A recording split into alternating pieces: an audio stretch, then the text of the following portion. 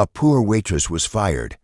Then a billionaire noticed her pendant and froze in shock. What if a pendant, passed down through generations, held the key to a hidden fortune and a deadly family secret? What if everything you knew about your mother's past was a lie, and uncovering the truth could cost you everything you hold dear? Sarah Bennett had never known ease. Orphaned at 3 after her mother, Elizabeth, died in a car accident, she'd grown up in a blur of foster homes, each one colder than the last. The pendant was her only constant, a delicate silver piece with swirling patterns that seemed to shift in the light. It was her mother's, left to her with no explanation, no story. Just a faint memory of a warm voice and a gentle hand. Sarah wore it every day, a quiet rebellion against a world that had never felt like hers.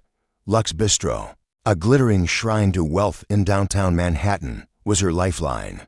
The tips from its elite clientele kept her afloat, but the cost was brutal. 16-hour shifts, aching feet, and Victor, her manager, whose temper could ignite over a smudged wine glass. That night, as she wove through tables laden with crystal and linen, the sting of her firing burned deep. Victor's words, "You're too slow, Sarah. You don't fit the Lux image," echoed in her mind. Too slow. She'd been balancing a dozen tables, soothing a belligerent customer, and dodging Victor's glares, all while her bank account held a pitiful $187. Rent was due in 6 days, and now no job.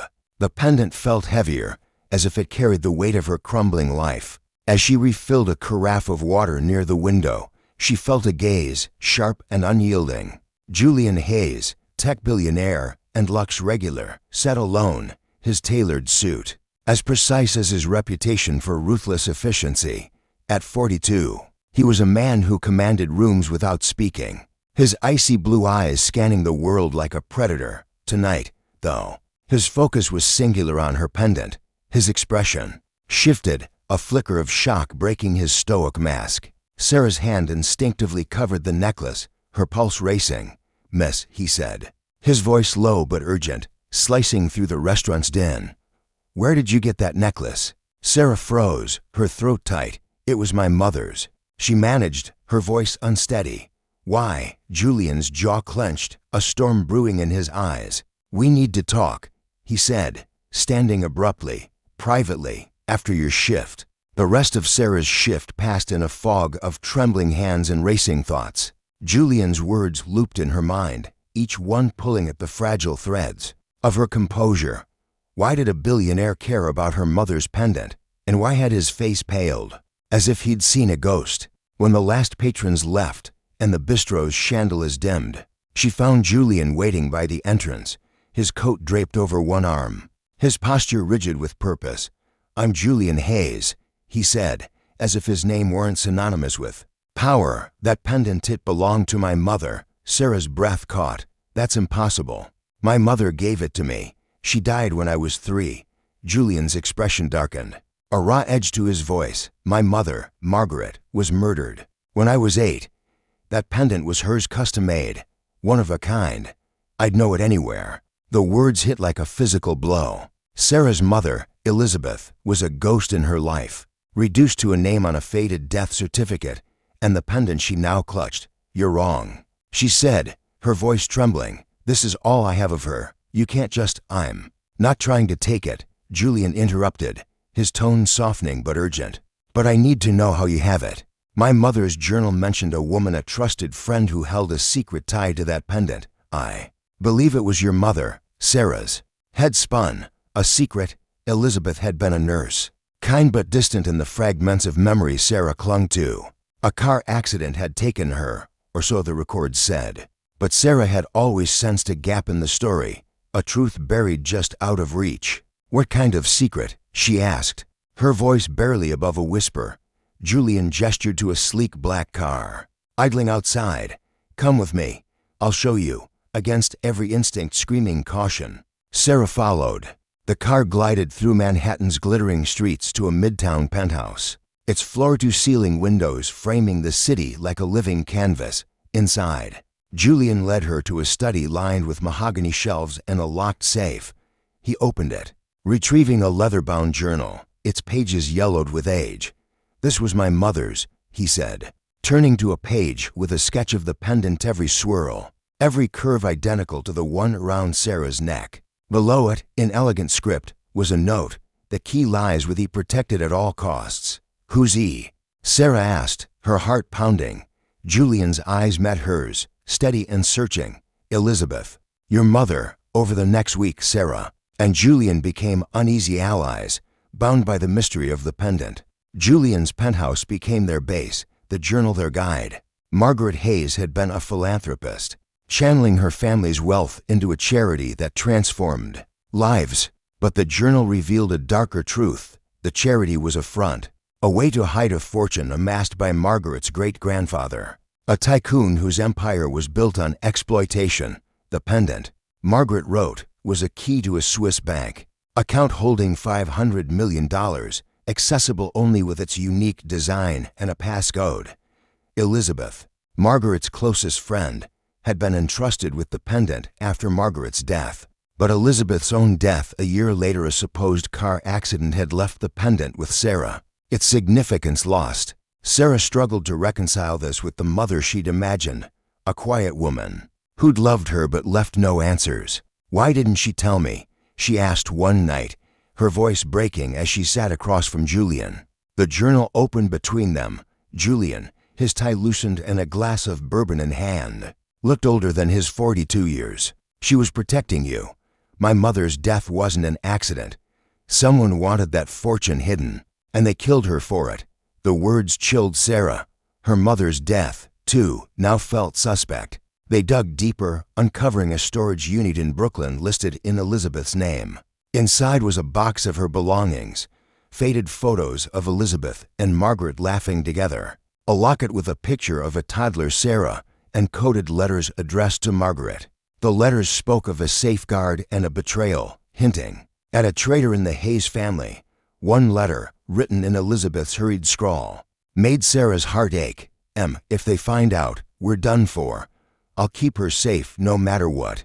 Her mother hadn't abandoned her, she'd died protecting her. But the letters held another clue, a name. The benefactor, mentioned in whispers, as if Elizabeth feared even writing it. Who was this figure, and what role did they play in the fortune's concealment? The investigation gained momentum, but so did the danger. Julian's resources, private investigators, encrypted databases, and a network of contacts opened doors, but they also drew eyes. Sarah noticed a black SUV tailing her as she left her cramped Queens apartment. Julian's office received anonymous emails: "Stop digging, or you'll regret it." Then, a break-in at Sarah's apartment left her belongings ransacked, a photo of her mother stolen. The message was clear: someone was watching. Their breakthrough came from an unlikely source. When Sarah returned to Lux Bistro for her final paycheck, Victor, her former manager, cornered her in the alley. His usual sneer was gone, replaced by nervous glances. "You're into deep, Sarah," he whispered. "That pendant, people have died for it. Walk away." Sarah's blood ran cold. "How do you know about it?" Victor's eyes darted to the shadows. "I worked for the Hayes family years ago. I know what's at stake. Drop it, or you're next." Back at Julian's penthouse, his investigators confirmed Victor's link. He'd been an aide to Charles Hayes, Margaret's brother, who'd vanished after her death. The journal revealed Charles's resentment. He'd been cut out when Margaret redirected the family fortune to the charity. Was he behind Margaret's murder, Elizabeth's? Julian and Sarah deciphered the passcode, hidden in a poem in Margaret's journal, its lines matching numbers etched inside the pendant. But as they prepared to fly to Zurich, a new threat emerged. Sarah's foster sister, Lena, called in a panic. "Someone came to my place, asking about you," she said. "They mentioned the pendant." "Sarah, what's going on?" Sarah's stomach churned. Lena, her only family, was now a target. She urged Lena to stay with a friend, but the fear lingered. That night, as Sarah slept on Julian's guest room couch, she dreamed of her mother, not the vague figure of her childhood, but a woman with fierce eyes, clutching the pendant, whispering, "Find the benefactor." In Zurich, the bank was a fortress of marble and steel. The pendant unlocked the account, but the banker's next words stopped them cold. "A blood sample is required for secondary authentication." Sarah's stomach dropped. Why a blood sample? The banker handed her a sealed letter from Margaret, dated 1995. It read, "Only my heir, or Elizabeth's, can claim this. The truth is in our blood. The DNA test, processed in hours, revealed the unthinkable. Sarah was Margaret's daughter, born from a secret affair between Elizabeth and Margaret's husband, Richard. Margaret had known, embracing Sarah as her own, and entrusted Elizabeth with the pendant to protect her future. Julian, her half-brother, stared at Sarah, his stoic facade crumbling. "You're my sister," he whispered, the weight of it settling between them. But there was no time to process. Charles Hayes, now 74, emerged in Zurich, flanked by armed security. He'd been tracking them, his greed undimmed by time. In a tense standoff in the bank's vault, Charles revealed the truth. He'd orchestrated Margaret's murder, believing the fortune was his. When Elizabeth refused to betray Margaret, he'd arranged her accident. Now, he wanted Sarah dead. "You're nothing," Charles sneered at Sarah, a waitress, clinging to a legacy you don't deserve. Julian stepped forward, his voice steel. "She's family, and you took enough from us." But the confrontation revealed another twist. Charles wasn't alone. The benefactor, the shadowy figure from Elizabeth's letters, was real and still active. Charles hinted at a network of powerful allies, people who'd profited from the Hayes fortune's concealment. "You think this ends with me?" he taunted. "The benefactor will bury you both." Sarah, clutching the pendant, made her choice. She transferred the $500 million to a new charity in Margaret and Elizabeth's names, ensuring Charles could never touch it. As security apprehended him, Sarah and Julian stood together, bound by blood and purpose. But Charles's final words lingered. "The benefactor knows everything." Back in New York, Sarah stood on Julian's balcony. The city's pulse below. The fortune was gone, redirected to communities in need. But Sarah felt whole. The pendant, now a symbol of her mother's courage, Margaret and Elizabeth hung proudly. Julian, no longer the solitary billionaire, joined her, a quiet warmth in his eyes. "We're family," he said, "and we'll rebuild together." Sarah nodded, tears falling. She'd gone from a waitress with nothing to a woman with a legacy, a brother, and a purpose. The charity thrived, carrying her mother's names into the future. But a new discovery upended their fragile peace. A hidden letter in Elizabeth's storage unit, tucked inside a false-bottomed box. It was addressed to Sarah, written in her mother's hand. "My darling, if you're reading this, you've found the pendant's truth. But there's more. The benefactor is closer than you think. Trust no one, not even those you love." Sarah's heart raced. Who was the benefactor? A name surfaced in the letter: Victor, her former manager. Had he been more than a lackey for Charles? Was he the benefactor, or just another pawn? And why had Elizabeth warned against trusting those closest to her, as Sarah and Julian planned? Their next move, a new threat emerged. A cryptic email arrived on Julian's secure server. "You've opened the vault, but the real treasure is still hidden. Find it, or lose everything." Attached was a grainy photo of Sarah, taken that morning outside her apartment. Someone was still watching, determined to uncover the benefactor. Sarah and Julian traced Victor's past, his connection to the Hayes family ran deeper than they'd realized. He'd been Margaret's personal assistant before working for Charles, privy to secrets even Julian didn't know. A search of Victor's abandoned apartment revealed a burner phone with a single contact. The call log showed recent activity, and a voice message, distorted but chilling, warned the pendant was just the beginning. "The second key is in New York." The second key, another clue, another fortune. Sarah's dreams grew vivid, her mother's voice urging her forward. "Find it, Sarah, for us." They scoured Margaret's journal again, finding a reference to a safe haven. In the city, a derelict building in the Bronx, once owned by the Hayes family. Inside, they found a hidden room, its walls lined with files detailing the charity's true purpose, not just a front, but a network to redistribute wealth to those the Hayes empire had harmed. Among the files was a photograph of Margaret, Elizabeth, and a third woman unfamiliar, with sharp features and a knowing smile. A note on the back read, "The benefactor. She sees all." Sarah's blood ran cold. The benefactor was a woman, someone who'd known both their mothers. But who was she? And why was she still hunting them? As they left the building, a car sped toward them, its headlights blinding. Julian pulled Sarah out of the way just as it swerved, missing them by inches. The driver's face was obscured, but a familiar voice shouted through the open window, "You're too late." It was Victor. Sarah and Julian tracked Victor to a warehouse in Brooklyn, where he was meeting a woman, the benefactor. Her identity stunned them. Clara Voss, a former board member of the Hayes charity, now a recluse with ties to global finance.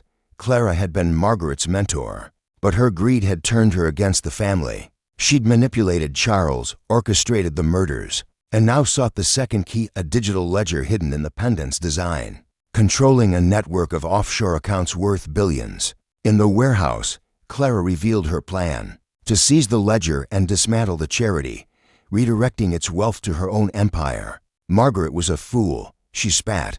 She thought she could fix the world. "I'll use her money to rule it." Sarah, fueled by her mother's legacy, refused to back down. With Julian's help, she activated a failsafe in the Pendant, a microchip, embedded in its core, programmed by Elizabeth to destroy the ledger if it fell into the wrong hands. As Clara lunged for the Pendant, Sarah triggered the chip, erasing the accounts forever. Victor, desperate to save himself, turned on Clara, revealing her crimes to Julian's investigators, who'd followed them. In the chaos, Clara escaped, but not before vowing revenge. "This isn't over," she hissed, vanishing into the night. Weeks later, Sarah stood on the roof of the new charity headquarters, a modest building funded by the remains of the Hayes fortune. The pendant, now free of its secrets, hung around her neck, a symbol of her mother's courage. Julian, no longer the cold billionaire, stood beside her, his hand on her shoulder. "We did it," he said. "For them." Sarah smiled, tears in her eyes. She'd gone from a waitress with nothing to a woman with a family, a purpose, and a legacy. The charity thrived, redistributing wealth to those who needed it most. But Clara's escape lingered like a shadow. A new letter, delivered anonymously, hinted at another secret. "The benefactor has allies. Watch your back." As the city sparkled below, Sarah felt her mother's strength within her. She wasn't just surviving anymore, she was fighting. And whatever came next, she and Julian would face it together. Who is Clara working with? What secrets remain in the Hayes legacy?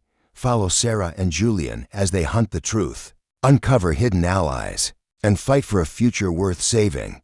Subscribe for more stories of courage, betrayal, and family.